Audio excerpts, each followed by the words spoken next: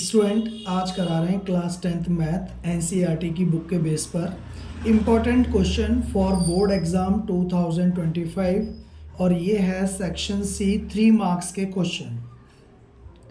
और ये section C का पहला क्वेश्चन है। क्वेश्चन नंबर 26 होता है ये 10th क्लास के पेपर में। तो क्वेश्चन ये है, काफ़ी इम्पोर्टेंट क्वेश्चन है। In a trapezium show that any line drawn parallel to parallel sides of a trapezium divides the non-parallel sides proportionally। तो इसका मतलब ये है कि किसी भी ट्रेपेजियम में हमारे पास ABCD एक ट्रेपेजियम है, शो करना है एनी लाइन ड्रॉन, कोई लाइन ड्रॉ की है पैरेलल टू पैरेलल साइड्स। ये पैरेलल साइड्स हैं दो ट्रेपेजियम में बच्चों दो पैरेलल साइड होती हैं और दो नॉन पैरेलल होती हैं। इसमें पैरेलल ये है और ये नॉन पैरेलल है। तो ए बी डी सी के पैरेलल है, ठीक है। और इन दोनों के पैरेलल हमने ई एफ लाइन ड्रॉ की है।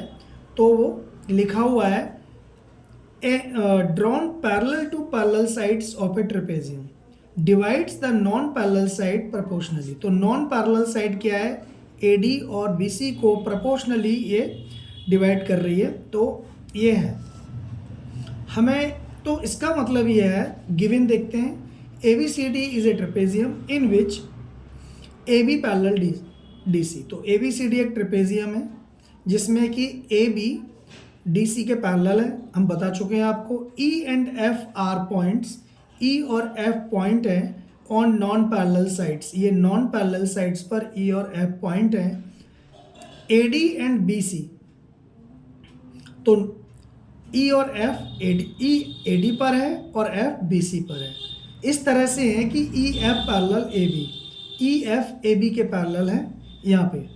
तो हमें प्रूव करना है AE upon ED equal to BF upon FC और कंस्ट्रक्शन करनी है जॉइन AC को जॉइन कर दो। मीट EF इन G, जो EF को G पर काटती है, AC को जॉइन कर दिया तो ये कंस्ट्रक्शन है और ये G पर काट रही है। बच्चों तो हम इसमें BPT का यूज़ करेंगे। पहले हम इस ट्रायंगल में लेंगे। आपको पता है कि EF पैरेलल है AB के, ठीक है। EF पैरेलल है AB के, आपको दिया हुआ है ये EF पैरेलल AB। तो आपको इस ट्रायंगल में हम लेंगे और इसमें EF DC के भी पैरेलल है। तो या तो हम दिखाएंगे प्रूफ करके, इसमें थोड़ा सा प्रूफ। तो AB पैरेलल DC, ठीक है ना। और साइड ट्रेपेजियम की साइड है, ये side opposite sides of trapezium are parallel.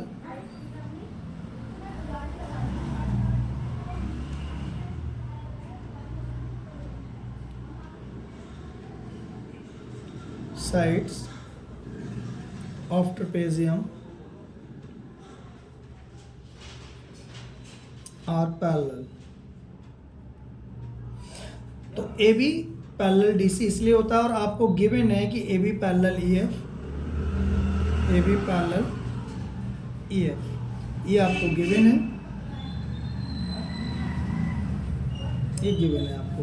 तो आपको ये नंबर 1 और ये नंबर 2, तो आप फ्रॉम फर्स्ट एंड सेकंड, तो AB parallel EF parallel DC, ये तीनों ही एक दूसरे के पैरेलल हो जाएंगी। आप खुद सोचो कि ये इसके पैरेलल तो होती है ट्रेपेजियम में और ये इसके पैरेलल दिया हुआ है।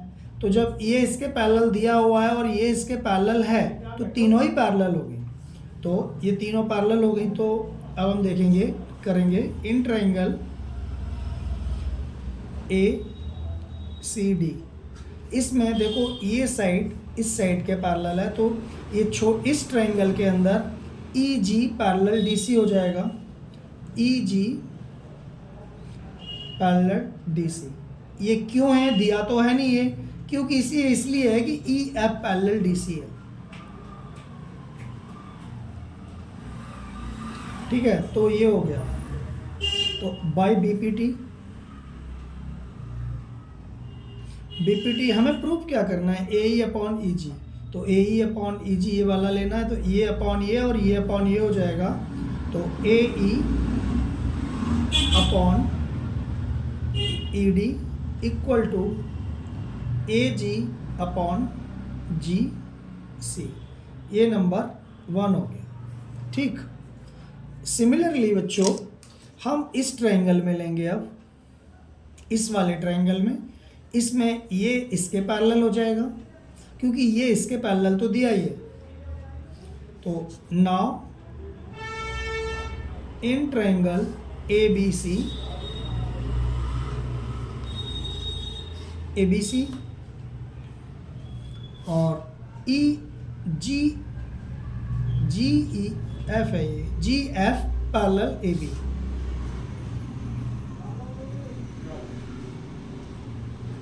जी एफ पैरेलल ए बी, क्योंकि E F parallel A B आपको गिवन है, because E F parallel A B ये आपको दिया हुआ है। तो बाय बीपीटी,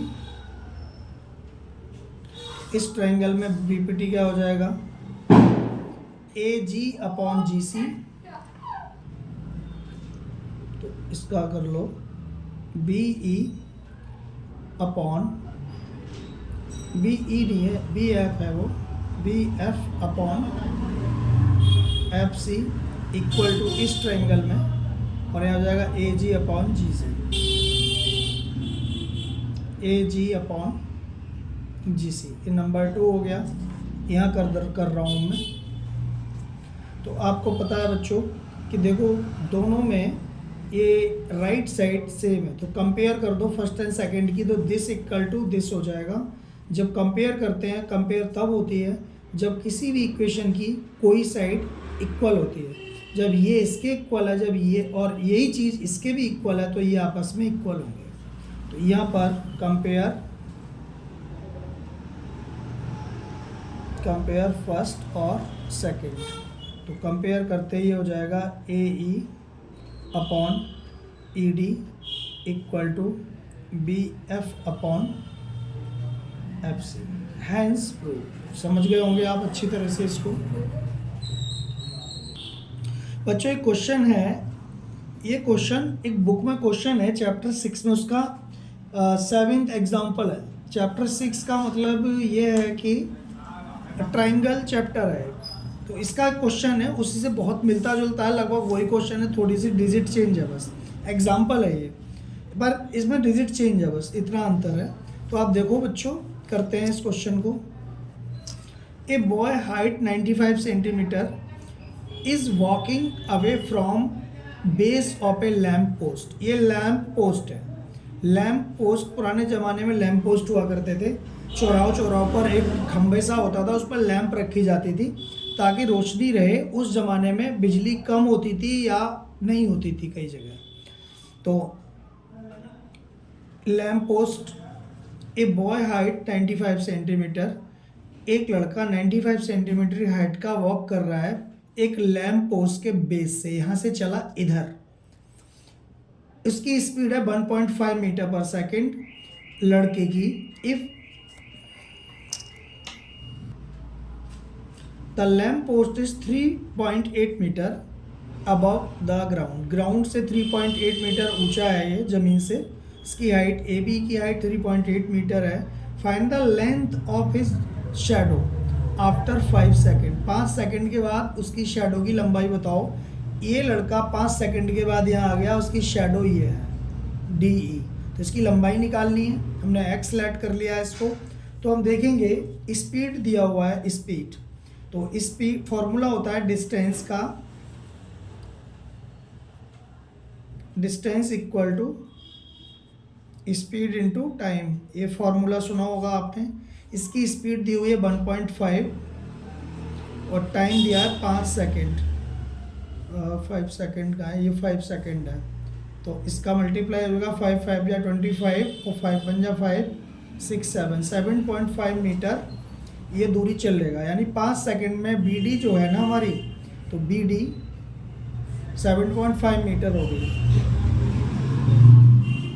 तो अब आप ये सारी चीज़ आ गई, हमें निकालना है डी ई शैडो की लेंथ निकालनी है।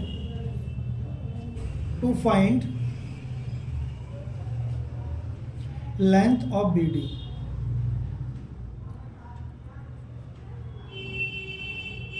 लेंथ ऑफ बी डी हमें फाइंड करना है। अब आप दोनों ट्रायंगल को, एक ट्रायंगल ये है ए बी ई और सी डी ई, इन दोनों को कॉन्ग्रुएंट करना है। तो in triangle A B E and triangle C D E, इन दोनों को कॉन्ग्रुएंट करो पहले। तो आपको कॉन्ग्रुएंट करने के लिए बच्चों आपको पता है दोनों दो एंगल हमें, करस्पॉन्डिंग एंगल हमें इक्वल होने चाहिए। Angle B equal to angle D. तो ये वाला एंगल और ये वाला एंगल 90 डिग्री है, ईच 90 डिग्री। क्यों है कि कोई भी चीज़ जब खड़ी होती है तो 90 डिग्री पर खड़ी होती है हाइट में। खंबा हुआ, पेड़ हुआ, कोई पोल हुआ, तो उसको ना 90 डिग्री एंगल पे ही खड़ा हुआ मानते हैं। तो ईच 90 हो गया ये। अब E equal to E, angle E equal to angle E. E common है बच्चों, क्योंकि ई जो एंगल है इस छोटे वाले ट्रायंगल में भी आ रहा है और इस बड़े वाले ट्रायंगल में भी आ रहा है, तो कॉमन हो गया, कॉमन। ठीक है ना, तो कॉमन हो गया ये। अब by angle similarity triangle A B E similar triangle C D E. तो अब आप इसको लगा लो, सिमिलर ट्रायंगल की साइड्स प्रोपोर्शनल होती हैं। तो यहाँ पर B E upon D E, इस ट्रायंगल में ले लो B E upon D E, ये अपॉन ये और ये अपॉन ये, equal to A B upon C D. तो sides of similar triangle are proportional.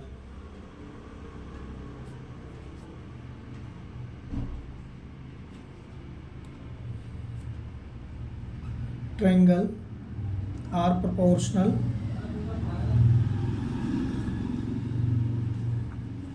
ये हो गया। अब वैल्यू पुट कर दो, तो बी ई की वैल्यू क्या है, 7 प्लस 7.5 प्लस एक्स, टूरी दिस प्लस दिस, तो ये हो जाएगा 7.5 प्लस एक्स। और डी ई की वैल्यू एक्स है और ए बी की वैल्यू है 3.8 मीटर और इसकी वैल्यू क्या है 9.95 सेंटीमीटर है। तो इसलिए 0.95 हो जाएगा यहाँ पे। ठीक है, क्यों? क्योंकि 95 centimetre equal to 95 upon 100 equal to 0.95 metre. तो सभी साइड मीटर में है, तो इसलिए हम इस 95 सेंटीमीटर के भी मीटर बना लेंगे यहाँ पे, इसलिए। तो ये मैंने बता दिया रीज़न इसका। अब आप क्रॉस मल्टीप्लाई कर दो इसका, पहले इधर से करो, किधर से भी कर लो, तो इधर का करो 3.8 into x equal to 0.95 into 7.5 plus x. तो बच्चों जब 3.8 का x में मल्टीप्लाई होगा तो 3.8 इंटू एक्स तो ऐसे ही रहेगा, इक्वल टू इसका इसमें जो मल्टीप्लाई करोगे इसका इसमें, तो हो जाएगा ये 7.125 और प्लस 0.95 का मल्टीप्लाई x में करोगे तो 0.95 इंटू एक्स, यानी कि इसका इसमें भी किया और इसका इसमें भी मल्टीप्लाई किया, ये आ गया। अब इन दोनों का मल्टीप्लाई कर दो तो 3.8x और यहाँ से x की वैल्यू 0.95 इधर ले आओ, माइनस 0.95 इक्वल टू 7.125, इसको ऐसे ही कर दो। ठीक है ना। जब इसमें से ये माइनस होगा तो क्या क्या माइनस हो जाएगा, तो कर लेते हैं माइनस। तो बच्चों माइनस कैसे करते हैं, 3.8 में से 0.95 घटाओ। माइनस करना भी आना चाहिए बच्चों को। यहाँ पर देखो ऐसे लिख लिया, पॉइंट की सीध में पॉइंट, और यहाँ पॉइंट और 9 पॉइंट के बाद क्या है 95, तो वहाँ पर 0 लगा दूँ। तो 10 में से 5 गया 5, और यहाँ बचे 7, 7 में से 9 जाता था, 17 में से 9, 8 बचे, तो यहाँ पर बच गया 2.85 बचा। तो यहाँ पर 2.85x इक्वल टू 7.125 ऐसे आ गया। तो x इक्वल टू 7.125 अपॉन 2.85। बच्चों इसका जब हम डिवाइड करेंगे तो हमारा आंसर आएगा 2.5। पर आप कहोगे ये कैसे आ गया, हमें करके दिखाओ। तो मैं करके बता रहा हूँ आपको कि 7.125 अपॉन 2.85। तो यहाँ से पॉइंट हटा के, यहाँ पॉइंट कितने प्लेस के बाद है, पॉइंट हटाओ पहले, 3 प्लेस के बाद है, तो यहाँ पर 1 के आगे 3 0 लगा दिया, और पॉइंट यहाँ 2 प्लेस के बाद है तो पॉइंट के बाद 2 0 लगा दिए। तो इस 0 से ये 0 कट गया, इस 0 से ये 0 कट गया, तो बचा गया 7125 ऊपर बचा, और यहाँ बचा 2850। तो ये 5 से काट लो, 5 से काट लो, 5 सत्ते 5 पंजे 25, 26 28 28, 3 बजे 5 सत्ते 35, और ये हो गया। 5 से इसको काटो, 5 एकम 5, 6 7 5 चौके 20, 5 एकम 5, 6 7 5 चौके 20, और ये 5 दूनी 10, और 5 पंजे 25। फिर 5 से कट जाएगा ये, 5 एकम 5, 5 एकम 5, 5 चौके 20, और 5 दूनी 10, 5 अट्ठे 40, और 5 पंजे 25। तो ये आ गया 114। तो इसका आंसर हो जाएगा 2285 अपॉन 114। तो यहाँ पर डिवाइड कर ले रहे हैं, 285 अपॉन 114, 114 दूनी 228, 15 में से 8 7 बचे, और यहाँ 7 में से 2 गए 5 बचे, और 2 में से 2 गया तो कुछ नहीं बचा। पॉइंट लगा के यहाँ 0 बढ़ा लो, 5 बार जाएगा, ये 5 बार चला गया, और ये आंसर आ गया इसका 2.5 मीटर। तो लेंथ ऑफ शैडो हो जाएगी 2.5 metre length.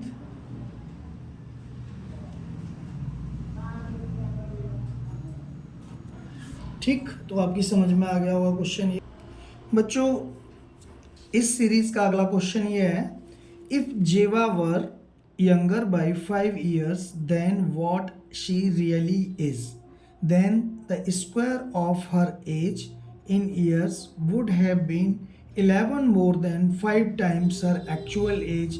What is her age now? जो इसका मतलब ये है, यदि जेबा वर 5, सॉरी दोबारा से समझा रहा हूँ, if Zeba were younger by 5 years then what she really is. जेवा जितनी उम्र की है रियल में, उससे वो 5 साल छोटी बता रही है अपने आप को। मतलब कि जेवा सच में जितनी बड़ी उम्र है, जितनी उम्र की बता रही है ना, वो उससे 5 साल छोटी है। Then the square of her age, और उसकी एज का जो स्क्वायर है ईयर्स में, would have been 11 more than, वो 11 ज़्यादा है उसके एज के 5 गुने से। ठीक है ना, एक्चुअल एज के 5 गुने से।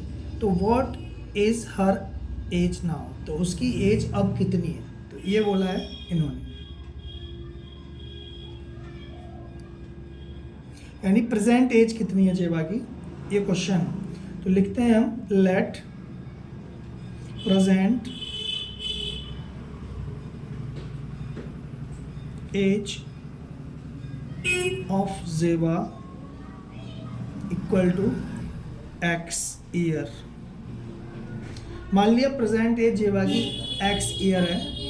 तो अब इसमें according to question, if Zeba were younger by 5 years, जेवा 5 साल छोटी है अपनी जो एज अभी है उससे, तो अकॉर्डिंग टू क्वेश्चन तो x माइनस 5 इक्वल टू, तो अब 11 मोर देन 5 टाइम्स, यानी उसकी एज क्या है x का 5 टाइम्स क्या हो गया 5x और प्लस 11, तो ये होगा इसका इक्वेशन रियल में। ठीक है ना, ये इक्वेशन आप समझ गए होंगे। अगर दोबारा समझ में नहीं आया तो एक बार फिर समझा दे रहा हूँ। If Zeba were younger by 5 year then what she really is, दिया जेवा जितनी रियल दिखती है अपनी उम्र से वो वास्तव में उससे 5 साल छोटी है।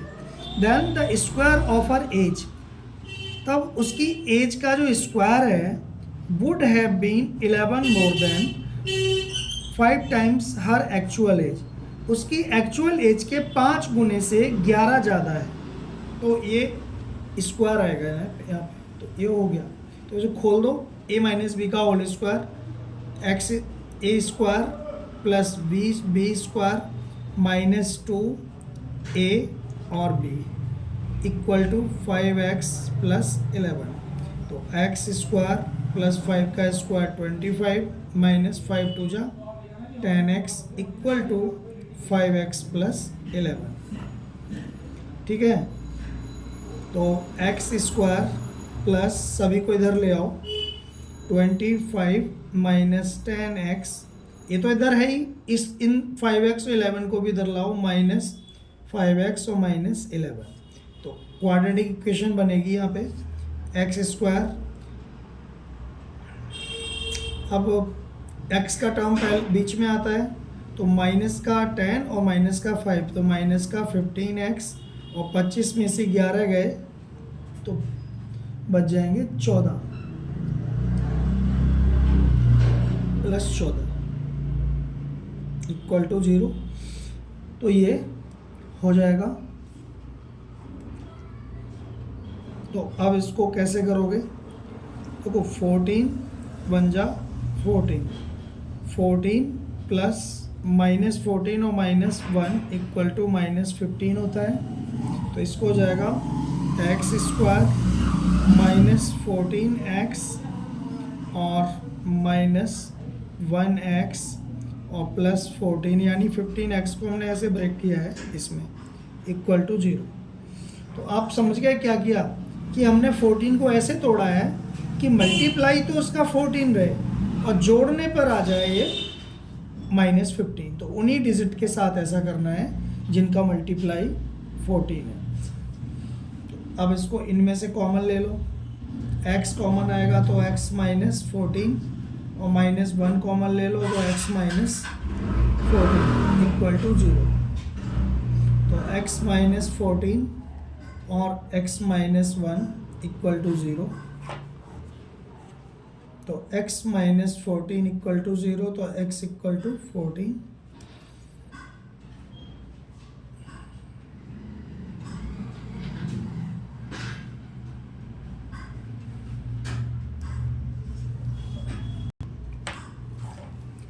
तो x माइनस 14 इक्वल टू 0, एक तो x की वैल्यू 14 आ गई और x माइनस 1 इक्वल टू 0, तो x इक्वल टू 1। ये रिजेक्ट कर दो, नेगलेक्ट कर दो इसको। नेगलेक्ट क्यों कर देंगे, अगर जेवा 1 साल की होगी तो उसमें से 5 माइनस करेंगे यहाँ पे तो -4 आ जाएगा, जो पॉसिबल नहीं है क्योंकि एज माइनस में नहीं होती है, इसलिए ये हम ले लेंगे। तो प्रेजेंट ऑफ जेवा हो जाएगा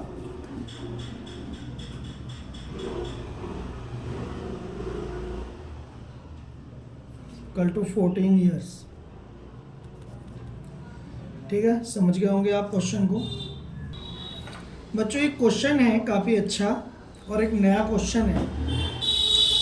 क्वेश्चन 28 है, Riddhi along side a stone in the air such that it follows A parabolic path. Riddhi इस तरह से एक पत्थर को फेंकती है, ये रिद्धि है यहाँ पर एक लड़की, यहाँ से एक पत्थर को फेंकती है जो पैराबोलिक पाथ बना के जा रहा है। जब भी हम कोई चीज़ फेंकते हैं पत्थर तो यूं तो जाता है, ज़मीन पे ऐसे उठा गया, मैक्सिमम हाइट तक गया और फिर नीचे गिर गया, तो एक पैराबोलिक पाथ कहलाता है ये पाथ।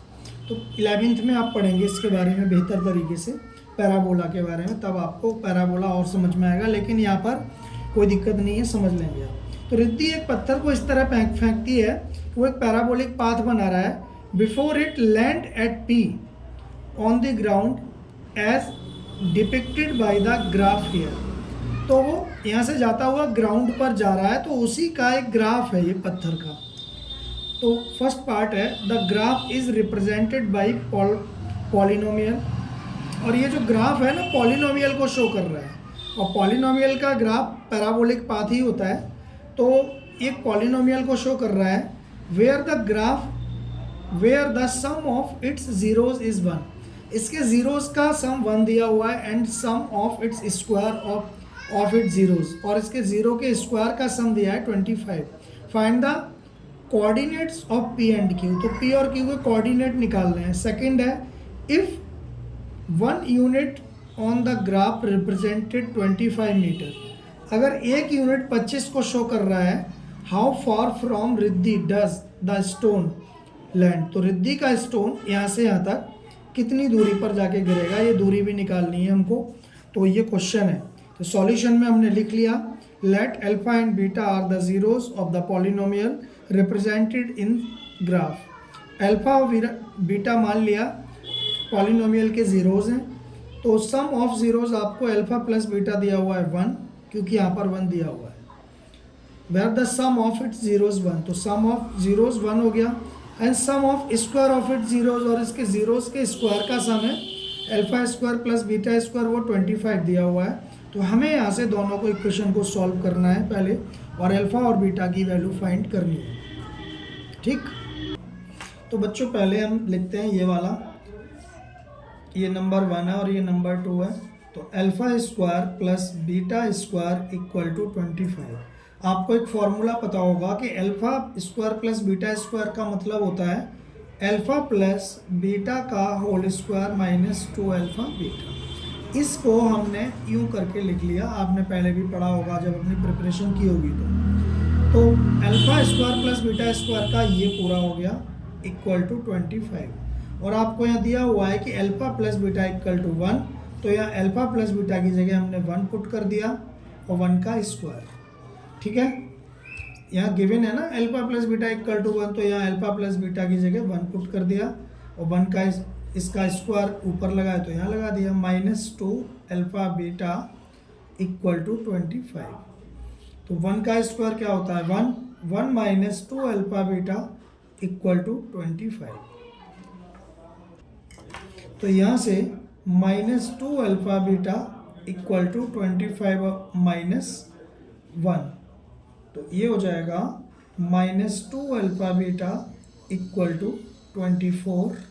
तो अल्फा, यहाँ से हम अल्फा की वैल्यू निकालो, चलो बीटा की निकाल लो। तो बीटा की जब आप वैल्यू निकालोगे तो 24 अपॉन -2 हो जाएगा, तो ये -12 अपॉन ये 2 अल्फा भी आएगा यहाँ पे, क्योंकि ये बीटा की वैल्यू निकालेंगे तो -2 अल्फा नीचे जाएगा, ठीक है ना। तो 2 माइनस 12 अपॉन अल्फा, ये बीटा की वैल्यू आ गई। बीटा की वैल्यू एक बार साफ साफ लिख दो, -12 अपॉन अल्फा, ठीक। अब आप समझ गए होंगे इतना तो। और ये पुट इन फर्स्ट क्या है, फर्स्ट ये है, तो alpha plus beta equal to 1, तो बीटा की वैल्यू यहाँ पर रख दो, अल्फा तो है ही, माइनस प्लस बीटा की value -12 upon alpha, -12 upon alpha और इक्वल टू 1। एलसीएम ले लो इसका, alpha square plus minus -12 equal to 1, तो alpha square -12 equal to cross multiply में जाएगा, अल्फा का 1 में अल्फा ही रहेगा, तो अल्फा स्क्वायर माइनस अल्फा और -12 इक्वल टू 0।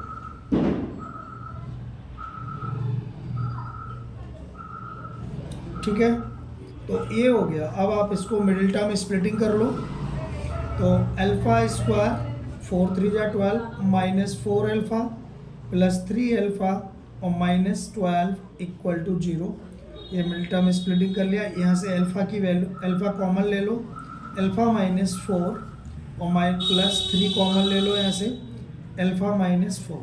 तो अल्फ़ा माइनस 4 फिर कॉमन लो दोनों में, तो हो जाएगा alpha plus 3 equal to 0 equal to 0।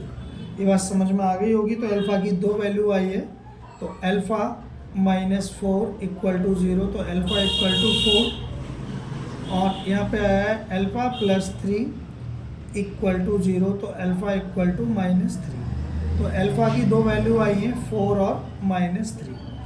ये आपकी समझ में आ गया हो। अब आप देखो, हिल गया थोड़ा सॉरी। अब आप देखो वैन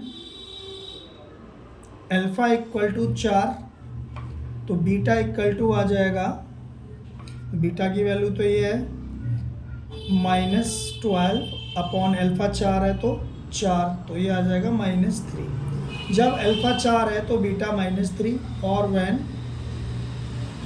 अल्फ़ा की एक वैल्यू और भी -3 है, तो बीटा आ जाएगा यहाँ से -12 अपॉन -3, तो माइनस से माइनस कैंसिल, तो ये 4 आ जाएगा। तो यहाँ पर आपकी अल्फ़ा की वैल्यू 4 और -3, और बीटा की -3 और 4। तो इस तरह से 2 ज़ीरोज़ आ गए अल्फ़ा बीटा की वैल्यू। फाइनली आ गई आप ज़ीरोज़ -3 और 4, ये आपके ज़ीरोज़ आ गए, और हैंस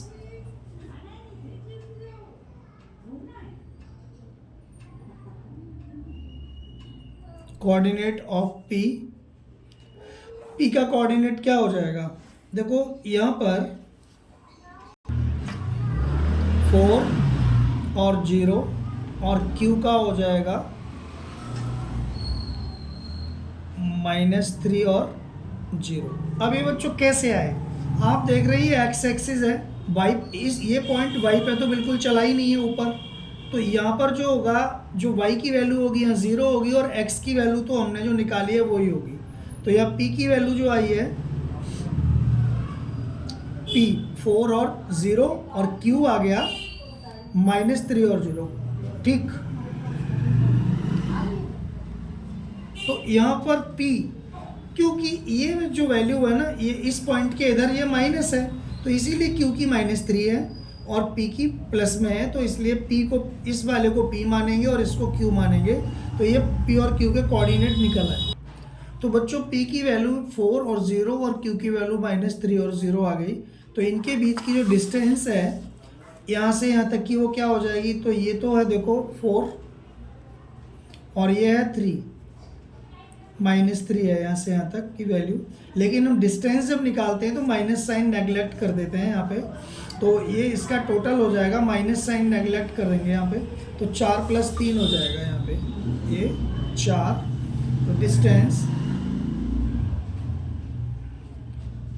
बिटवीन PQ यानी रिद्धि से लेकर के जहाँ से वो स्टोन गिरा है, तो वो हो जाएगा 4 प्लस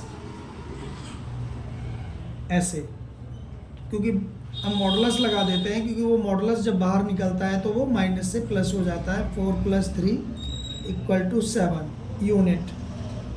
अब आपको एक यूनिट 25 सेंटीमीटर दिया हुआ है, तो टोटल डिस्टेंस हो जाएगी, एक्चुअल डिस्टेंस